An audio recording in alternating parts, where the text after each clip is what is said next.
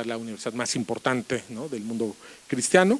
Ahí se doctoró y ha sido además profesor con la máxima calificación académica, summa cum laude. Es profesor en las facultades de Filosofía y Teología de dicha universidad y es profesor de Historia de la Psicología en el Pontificio Ateneo Regina Apostolorum de Roma, donde también enseña las facultades de Filosofía y Teología. Se desempeña como profesor titular de Metafísica y Teología en las facultades de Filosofía y Letras y Derecho de la Universidad Católica de Argentina, ex investigador del CONICET de la República Argentina y es miembro correspondiente de la Pontificia Academia Romana de Santo Tomás de Aquino y de Religión Católica. Tiene entre su haber muchas publicaciones, solo mencionaré algunas: Introducción a la Teología de Tomás de Aquino, La Psicología ante la Gracia, Contemplación Filosófica y Contemplación Mística de las grandes autoridades del siglo XIII, a Dionisio Cartujano. También libro Bases para una Psicología Cristiana, Teoría del Conocimiento Moral, Lecciones de Gnoseología, y uno de sus últimos libros, Antropología Profunda, El hombre ante Dios según Santo Tomás y el pensamiento moderno. Así que pues tenemos la oportunidad de escuchar a uno de los principales teólogos que existen hoy. Con nosotros el Padre Ignacio. Muchas gracias.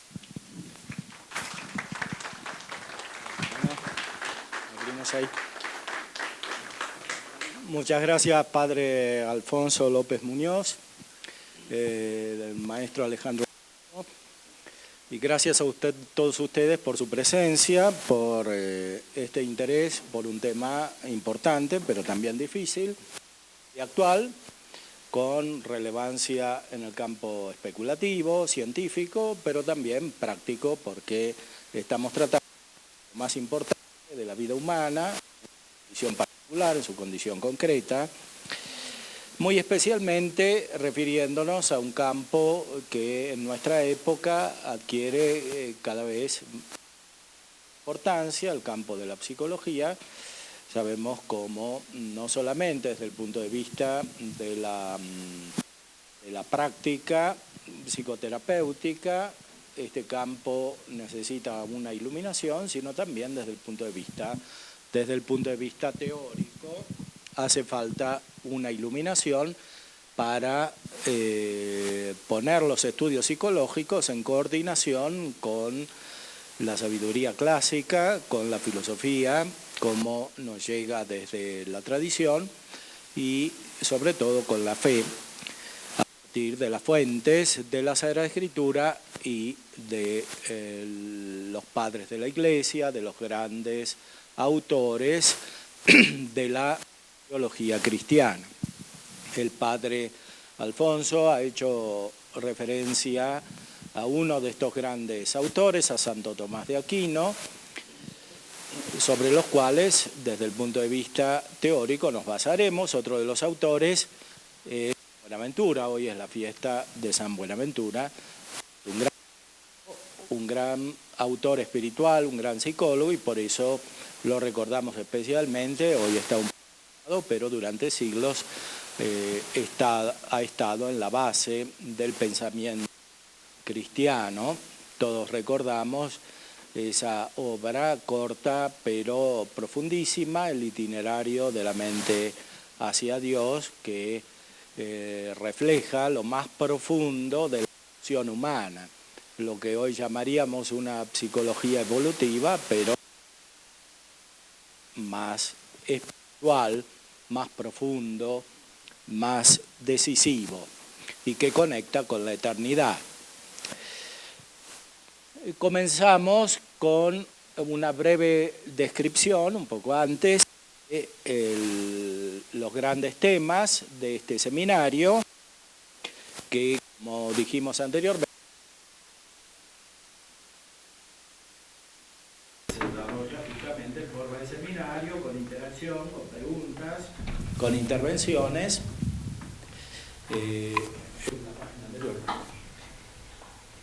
En primer lugar, presentamos los temas que trataremos: la sabiduría clásica y el significado de la acción humana, el hombre como un ser metafísico que tiene una operación que lo completa, que lo hace crecer en su ser, no es mera transformación física como la de los animales, como la de los vivientes orgánicos, que nacen y perecen y no dejan ninguna huella en el mundo ni en la realidad. El hombre es un ser diferente, tiene una participación de la eternidad. Esto es un punto fundamental que descubrió la gran sabiduría, incluso antes de Cristo. El pensamiento filosófico de la antigüedad parte de esta base.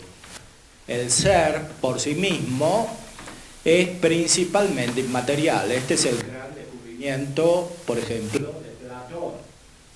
Incluso antes de Aristóteles y antes del cristianismo, el pensamiento humano con mucha dificultad salió de las tinieblas poco a poco, con mucho esfuerzo, y descubrió que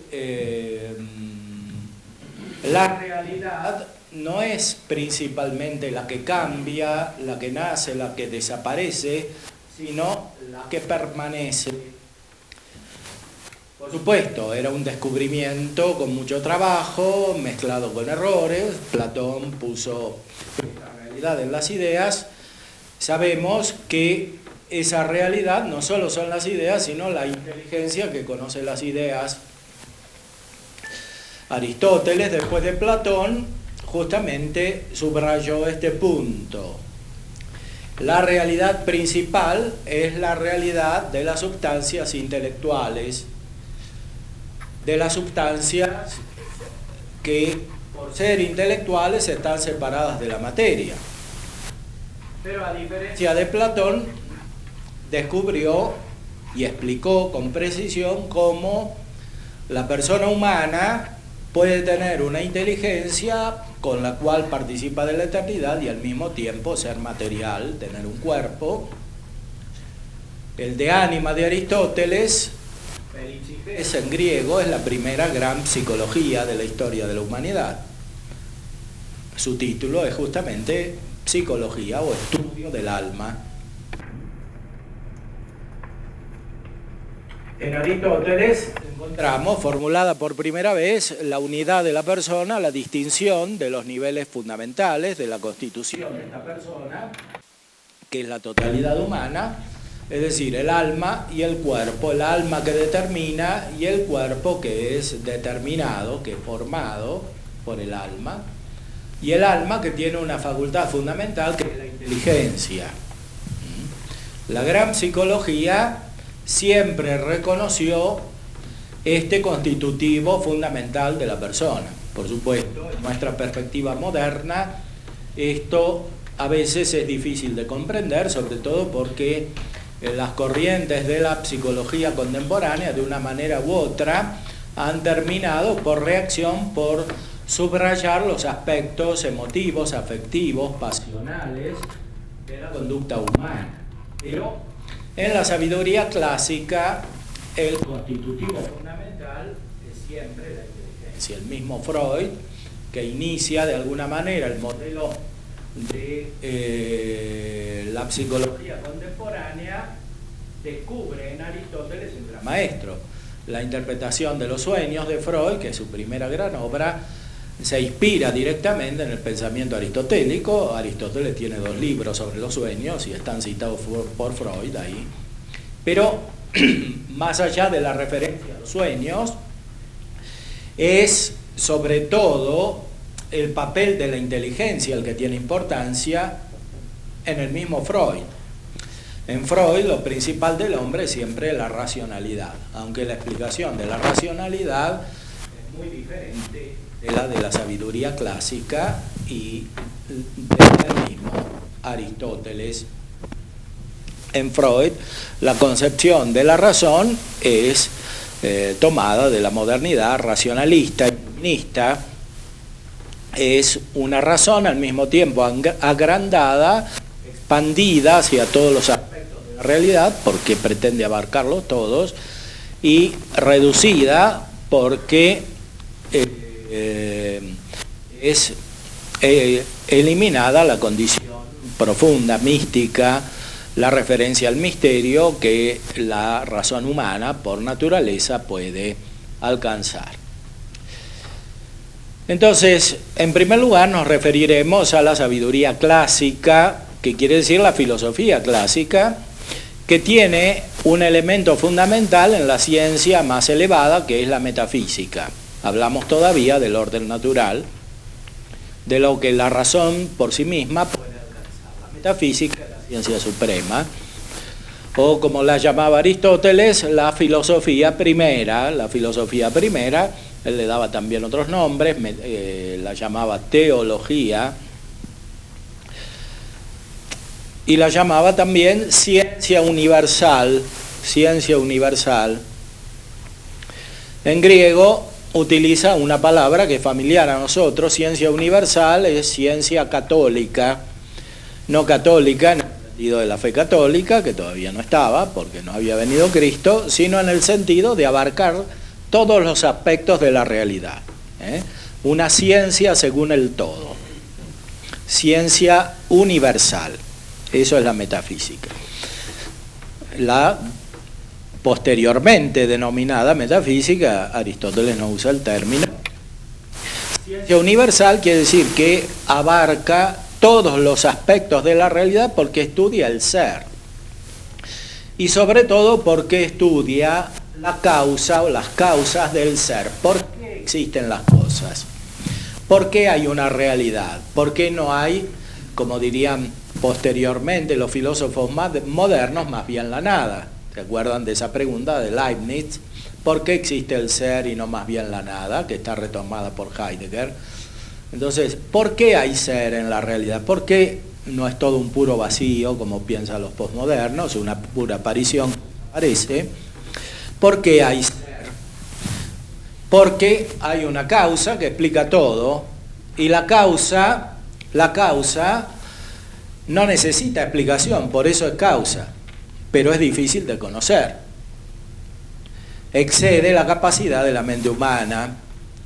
Recordemos la referencia de Aristóteles en el segundo libro de la Metafísica a una realidad que supera la mente y por tanto que supera la capacidad de los ojos humanos comparados con los de la lechuza.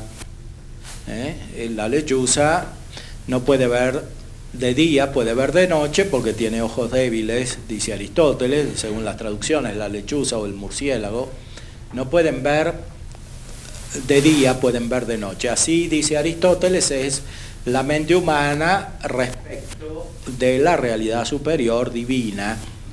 No la puede abarcar porque la supera totalmente y de alguna manera queda en la oscuridad.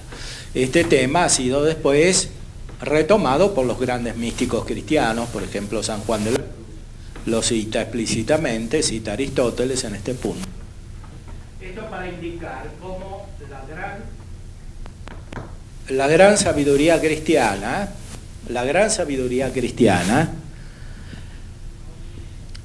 contiene un elemento que es anterior al cristianismo y que ya conecta con el misterio, porque es un elemento propio del orden natural de las cosas y por lo tanto derivado de la creación divina.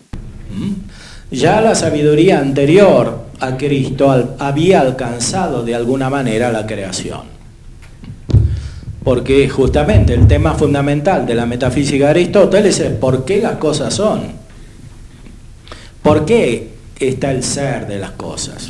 El ser que, como dijimos antes, es principalmente inmaterial, incluyendo la dimensión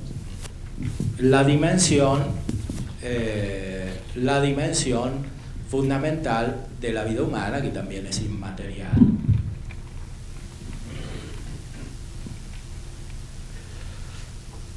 ¿Por qué existe la realidad, esta realidad profunda?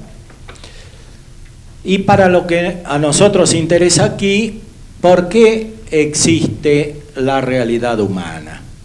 La realidad humana que surge de una inteligencia superior y también va hacia una inteligencia superior. Recordemos cómo para Aristóteles todas las cosas tienden hacia Dios por amor, dice él.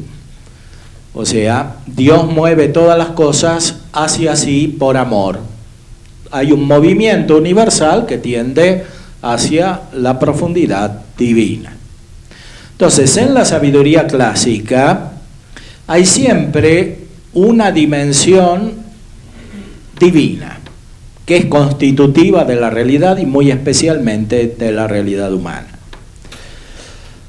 La inteligencia humana es divina para Aristóteles. Y todo el fin de la vida humana está concentrado en la contemplación de Dios. Es el libro 10 de la Ética a Nicómaco, que desde el punto de vista práctico es también el primer gran tratado de psicología. Desde el punto de vista teórico, el primero es, como citamos, el de Ánima, el libro Peripsiges, el Tratado del Alma de Aristóteles mismo. Desde el punto de vista práctico, el primer gran tratado de psicología es la Ética a Nicómaco de Aristóteles. Este gran tratado de psicología es imprescindible para desarrollar una auténtica psicología anclada en la tradición más profunda del pensamiento humano. No solamente porque es necesario adquirir esos conocimientos de la tradición, sino también porque el hombre al cual en la práctica nos dirigimos está profundamente determinado por acción o por reacción por esos fundamentos. O sea, la civilización contemporánea, como la conocemos, la cultura moderna de nuestros días, es incomprensible sin referirnos a las raíces de esa misma cultura. Sobre todo en el ámbito de la cultura latina a la cual nosotros pertenecemos. La cultura latina, que es la cultura que deriva del Imperio Romano, que a su vez asimila los grandes elementos de la cultura griega. Nosotros en Europa y en América pertenecemos a esa cultura, esa es nuestra raíz. Por supuesto hay otros elementos, en América tienen otros orígenes, pero desde el punto de vista de la configuración actual de nuestra cultura, del modo de ser, del modo de pensar, del modo de reaccionar, a través de la herencia de la civilización romana, de la civilización griega y de la civilización cristiana, pertenecemos a esa tradición latina que asimiló plenamente el cristianismo. O sea, de alguna manera somos la continuación de la cultura del sur de Europa, donde se desarrolló la base del mundo como lo conocemos hoy. Es incomprensible no solo la realidad política, la realidad social, sino el modo de ser de las personas sin hacer referencia a esa base fundamental. Por supuesto que hay muchas variaciones, hay desviaciones, hay correcciones, hay reacciones, pero no se pueden entender sin la referencia a esa base fundamental. La modernidad no se puede entender sin la cultura antigua y sin la cultura cristiana, que deriva en parte de la cultura antigua, que la corrige, que la desarrolla, que la lleva a un esplendor. Por eso, nuestro primer gran tema es la sabiduría clásica y el significado de la acción humana. Es decir, no se trata solo del ser, sino del operar del hombre, que hay que comprender según el ser del hombre. Ese operar del hombre que tiene una dimensión espiritual fundamental. O sea, que está asignado por una capacidad que supera la materia, que es lo primero que tenemos que reconocer para desarrollar una psicología auténtica, cristiana y ya natural, o sea que responda verdaderamente a lo que la persona humana es. Por otro lado, en la sabiduría antigua está ya presente otro elemento fundamental, que es el carácter social del hombre. Por naturaleza el hombre es social. Aquí también la modernidad de alguna manera nos impide tener la adecuada perspectiva, así como sucedía respecto del carácter emocional de la vida humana. Todo en psicología sobre todo es visto principalmente desde el punto de vista de las pasiones, de las emociones, de los afectos, etcétera, de los conflictos que hay a este nivel. Así también hay un cambio de perspectiva por lo que se refiere a la naturaleza social del hombre.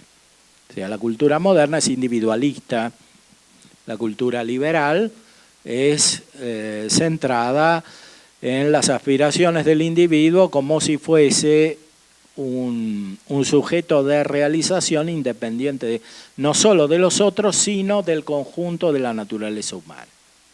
La sabiduría clásica de la antigüedad, ya por ejemplo en Platón, recordemos el banquete de Platón, el simposio, un gran diálogo platónico, pero sobre todo en Aristóteles, recordemos la política, subraya muy especialmente este punto, el carácter social. El hombre es social por naturaleza. La moral de Aristóteles, la ética que citamos, también es social, o sea, la ética es siempre política, la ciencia política es como un desarrollo de la ciencia ética. Hoy en nuestra mentalidad está separada la política de la ética. En cambio, en la concepción de la sabiduría que viene de la antigüedad, de la sabiduría clásica, el hombre se desarrolla en sociedad. No solo se desarrolla, sino que tiene un fin que es común, el bien común. Esta perspectiva es todavía profundizada según la revelación, porque a partir del Evangelio está claro que la realización de la vida humana se da en una comunidad superior, en una sociedad superior que es la Iglesia. En una sociedad que desarrolla ulteriormente este carácter fundamental de la vida humana. Entonces, en una adecuada consideración psicológica necesitamos introducir estos aspectos, o sea, el intelectual, metafísico en primer lugar, el social en segundo lugar, que se han perdido en la perspectiva moderna. Carácter social que no coincide simplemente con la consideración de las relaciones interpersonales, que sí se consideran en la psicología contemporánea, en la filosofía contemporánea, sino que se trata de ver el lugar de la persona en una comunidad y el lugar de la persona como tendiente a un fin que supera a la persona, que es común, exactamente el bien común. Ahora, si descendemos al campo más práctico, que siempre tiene un fundamento teórico, es necesario considerar en la vida humana especialmente el aspecto de las virtudes y los vicios. Las virtudes y los vicios. ¿Por qué?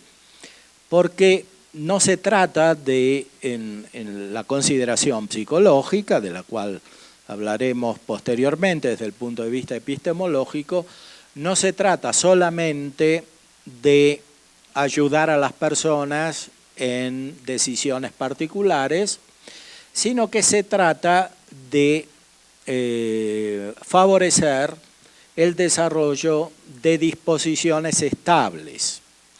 Estas disposiciones estables son los hábitos,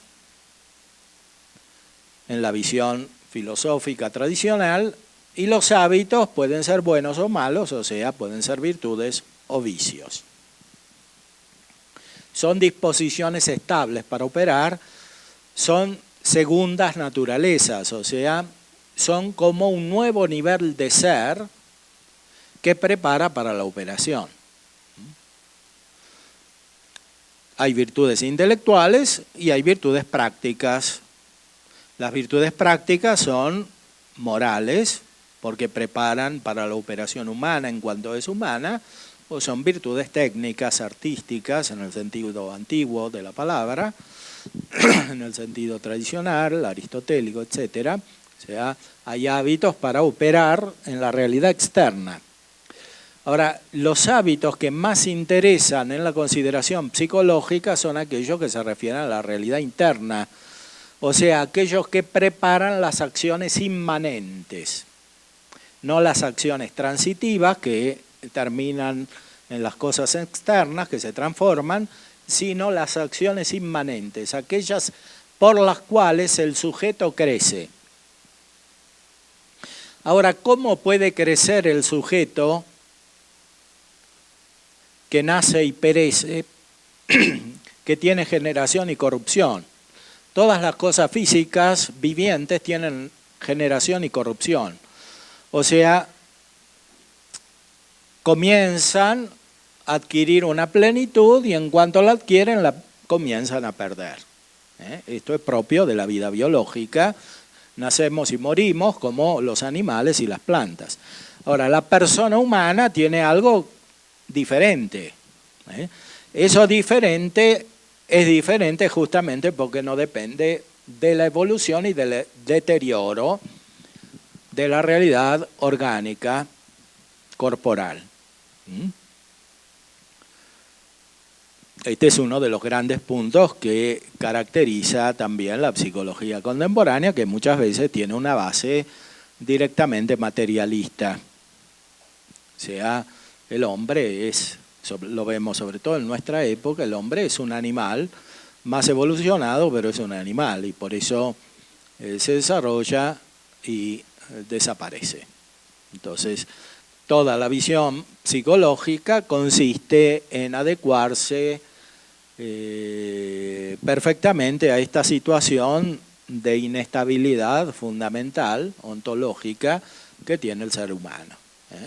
En Freud mismo, la vida humana es fruto de la evolución entendida según Darwin, es decir, es una realidad orgánica que por el choque de las fuerzas de la naturaleza produce una especie de fenómeno excepcional que es la vida. Dentro de la vida hay otros fenómenos excepcionales que llegan a la razón, o sea, cuando hay un conflicto muy sutil de fuerzas se produce el pensamiento racional, pero ese pensamiento racional, en cuanto es evolucionado, capta que todo desaparece, que la vida misma termina en la muerte. Por eso dice Freud que la meta de toda vida es la muerte.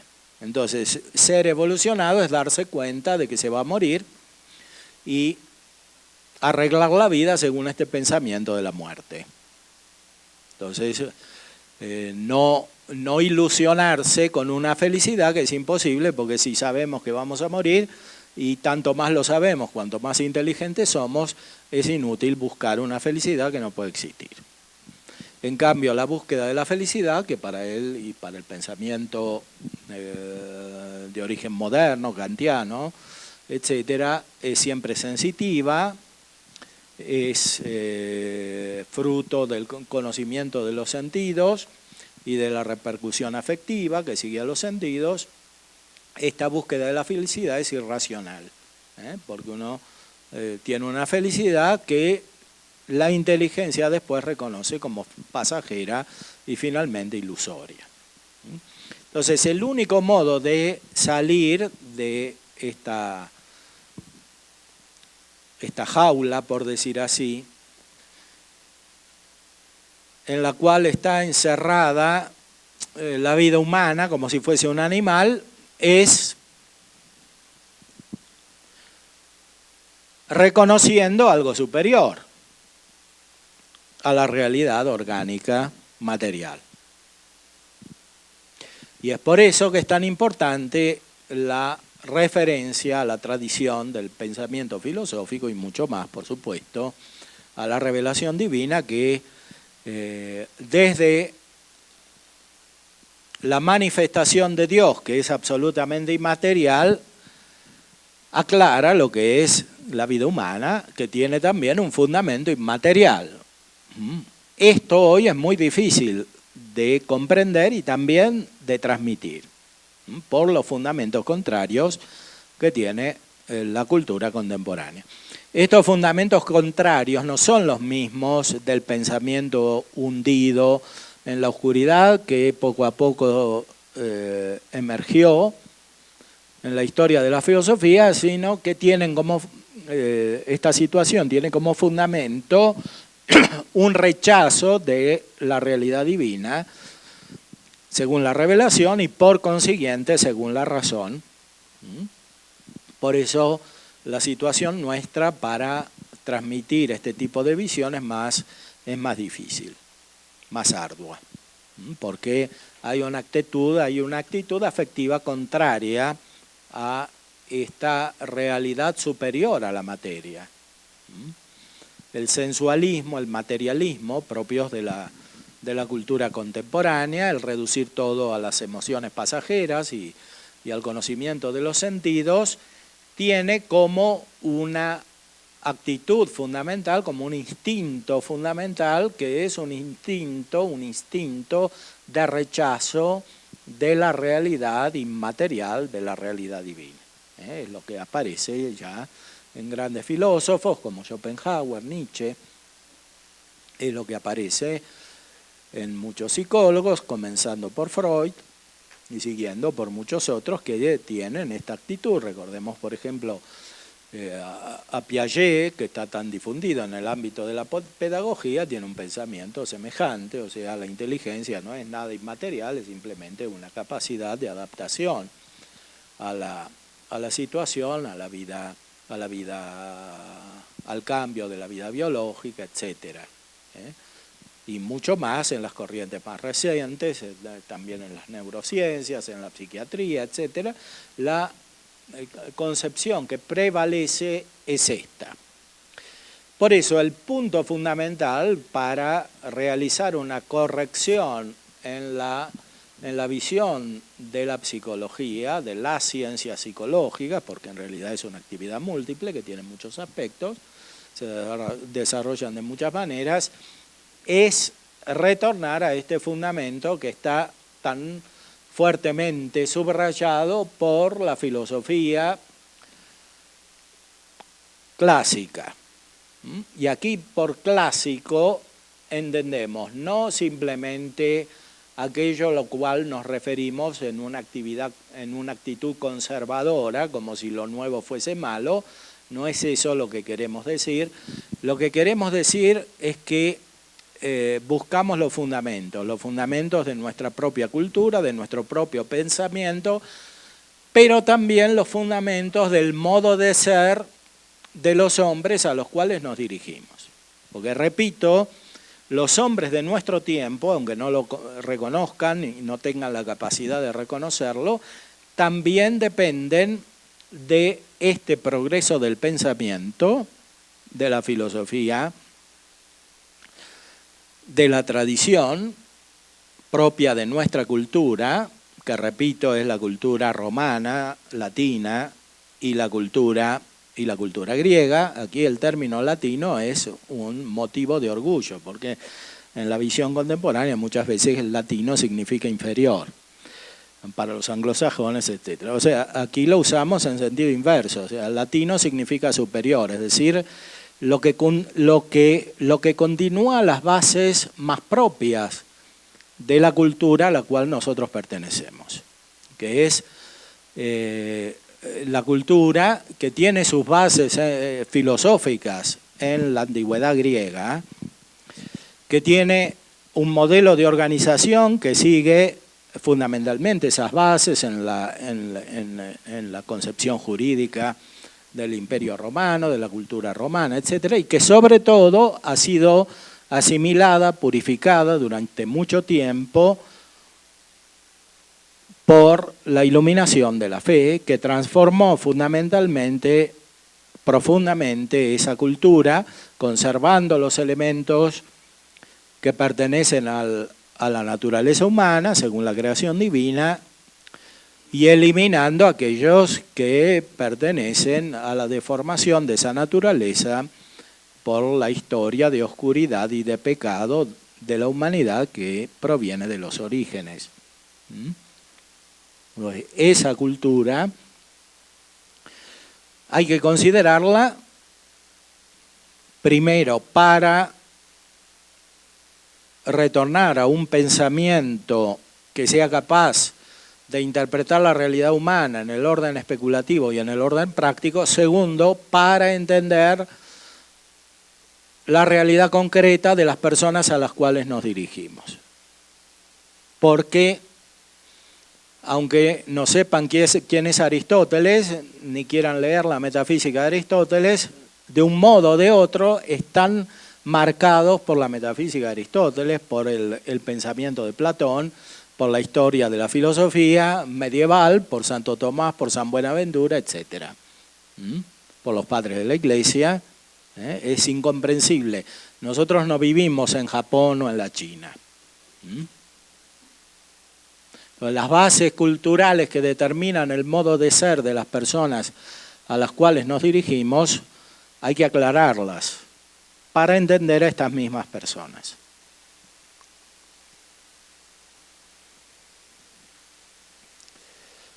El siguiente punto se refiere ya a la revelación, la gracia, o sea, pretendemos desarrollar una visión del hombre, no solo a partir de la razón, sino también a partir de la fe. Y esto, en primer lugar, porque la fe nos hace crecer en el conocimiento, no solo de la realidad divina, sino de la realidad humana. O sea, Dios revela quién es Él mismo y revela también quién es el hombre para que alcance su fin en la plenitud de la vida divina. Entonces, si tenemos fe, la fe da certeza acerca no solo de las cosas divinas, sino también de las cosas humanas. Y para entender la realidad humana es fundamental distinguir entre la situación del hombre sin la gracia y la situación del hombre con la gracia. Sin la gracia el hombre está deteriorado, veremos después como Santo Tomás, siguiendo la tradición de los padres, habla de naturaleza corrupta. La naturaleza humana está corrupta. Esto quiere decir no solo la de un individuo, sino la naturaleza común de la humanidad está corrupta desde el principio. La redención de Cristo significa la donación de la gracia y por medio de la gracia la reconstitución de la naturaleza, la restauración de la naturaleza. O sea, la naturaleza humana recobra su carácter original como imagen de Dios.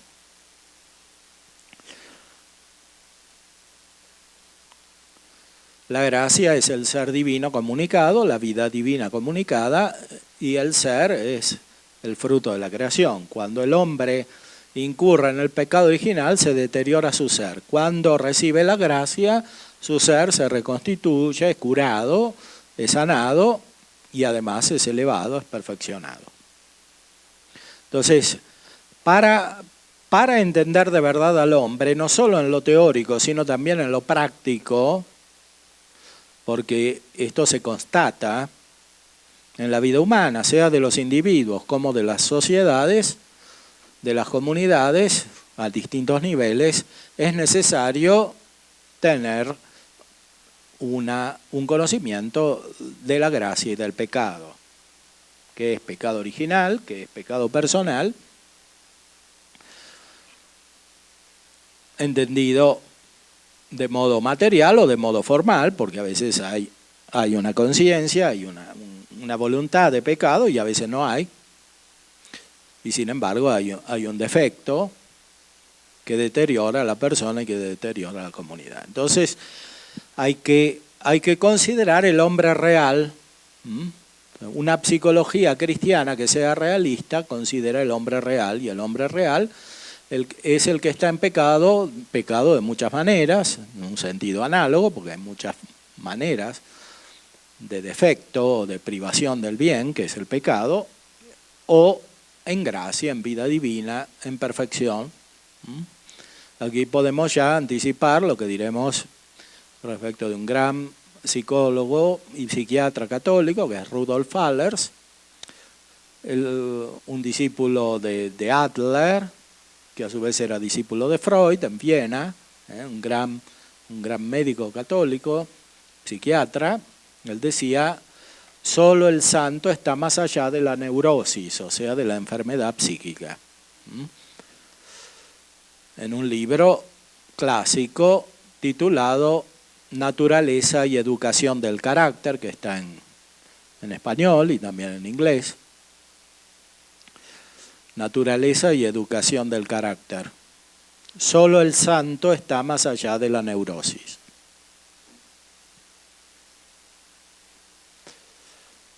Es un principio que hoy incluso en ambientes cristianos es discutible y discutido, porque se hacen interpretaciones un poco rápidas, por ejemplo, de la vida de los santos, ¿no? Como que Santa Teresita era neurótica pero santa al mismo tiempo y cosas así.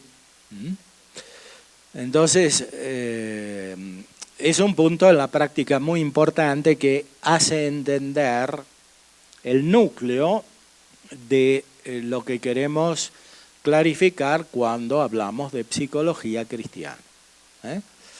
A diferencia de la filosofía,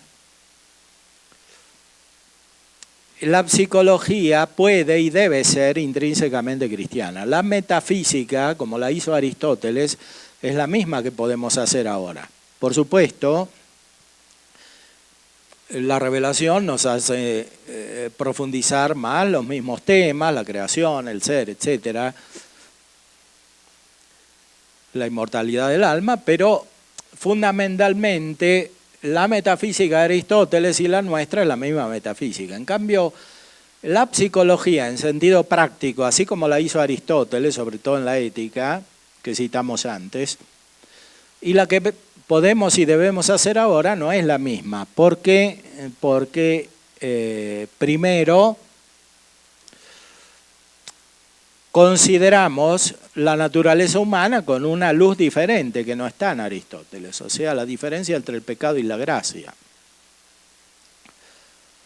Y segundo, porque la realidad humana históricamente está asignada por esta contraposición entre pecado y gracia. La historia de las comunidades, de las personas a las cuales nosotros nos dirigimos, que queremos interpretar, que queremos también ayudar, está profundamente asignada por esta contraposición entre pecado y gracia, sobre todo cuando se trata de personas cristianas, lo cual es normal en una sociedad que tiene origen cristiano. Entonces, esas personas no se pueden interpretar de la misma manera que si no estuviesen insertas en una historia en la cual se da esta contraposición, que a veces es dialéctica, entre pecado y gracia.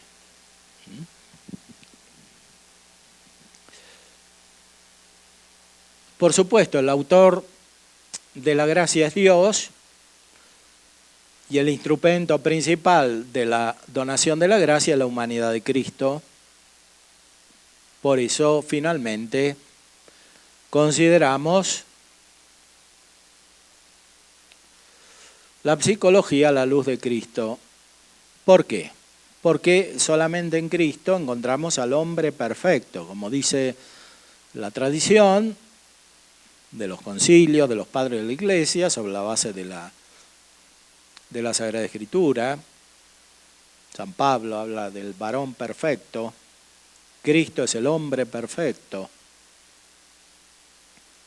Nosotros no conocemos el hombre perfecto, salvo Cristo. Cristo es perfecto absolutamente.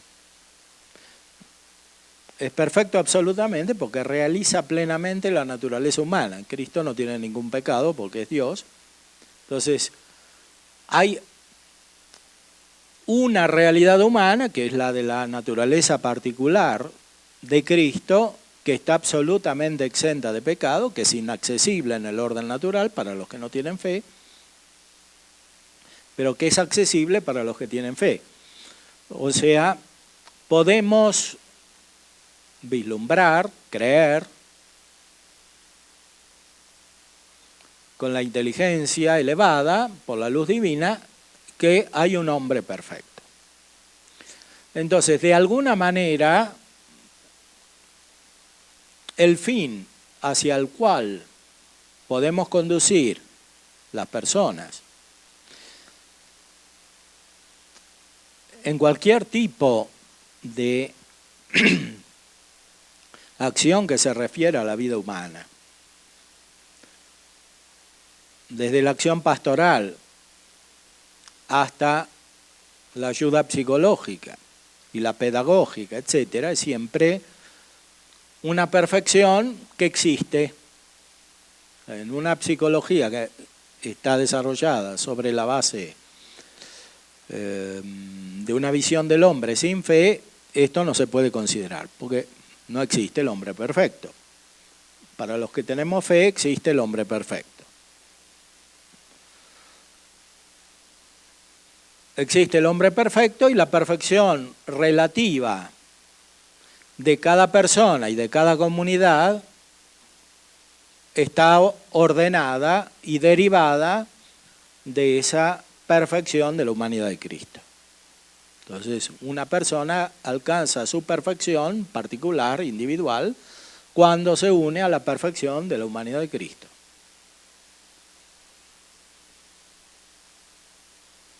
Por supuesto, eso es imposible de alcanzar sin la fe.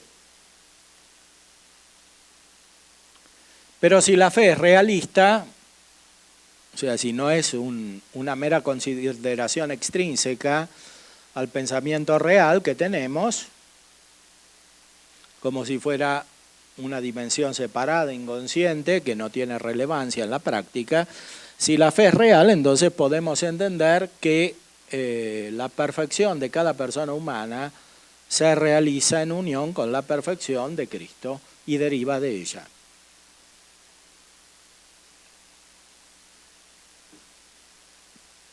Más aún, en Cristo no solo encontramos la perfección de la humanidad, sino que encontramos la perfección del pensamiento que estudia la humanidad, o sea, de la psicología entendida en sentido integral.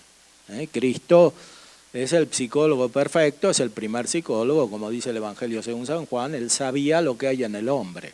Él leía los pensamientos, las disposiciones fundamentales de los que tenía delante, y él conocía las disposiciones de todos los hombres. Por supuesto, esto es sobrenatural. Ninguna persona humana, por ser humana, puede tener esta condición. Cristo, en primer lugar, es Dios, tiene ciencia divina, y después es perfectamente hombre, tiene perfecta experiencia de las cosas humanas en sí y en los demás, y tiene la plenitud de gracia, y por eso tiene ciencia infusa, y sobre todo tiene la visión beatífica de Dios. Entonces, en Dios ve todas las cosas, sobre todo las cosas humanas.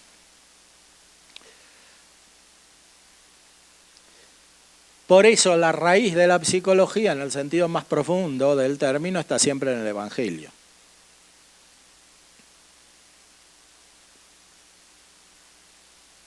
O sea, en la enseñanza de Cristo Maestro.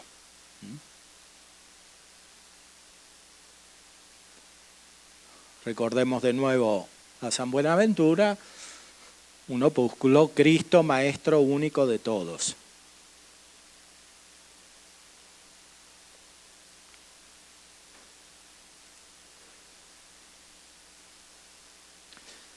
Por último, nos referimos a la dimensión contemplativa, clave de una auténtica psicología cristiana. ¿Por qué decimos clave? porque es como la llave que nos abre la puerta para reformar la psicología que está en crisis por su inspiración moderna racionalista. O sea, por el racionalismo el hombre es como ese animal que está encerrado en la jaula, del cual hablamos al principio. No solo en su espontaneidad, porque no se puede desplegar como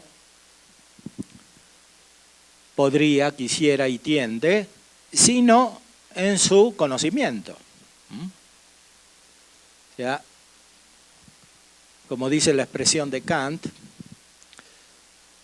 cuando habla de la religión, el título de una obra suya, la religión dentro de los límites de la mera razón. O sea, esos límites efectivamente coartan el pensamiento, también en el campo psicológico. Entonces, una psicología limitada de esa manera necesita una reforma para ser ampliada, para ser reconstituida, para ser regenerada, y eso es imposible sin la apertura al misterio, sin la contemplación. Lo que tradicionalmente se llama contemplación en nuestra raíz cultural, que no es solamente la contemplación en el sentido platónico y aristotélico, sino que es principalmente la contemplación en sentido evangélico, es ver. Felices los limpios de corazón porque ellos verán a Dios. Ver. Esa contemplación, unida a la contemplación propiamente filosófica, que es inseparable de la perfección de la vida humana, porque el hombre es inteligente y está hecho para usar su inteligencia, si no está radicalmente mutilado, y finalmente percibe su mutilación y cae en la depresión, en el vacío, en la tristeza. Esa perfección se alcanza en la contemplación. Entonces, para considerar el pleno desarrollo de la vida humana es necesario que atendamos a esta dimensión contemplativa que, por un lado, es sobrenatural, viene de la revelación divina, del Evangelio, es como la continuación de la mirada de Cristo. Por otro lado, es natural porque responde a la naturaleza más profunda de la humanidad.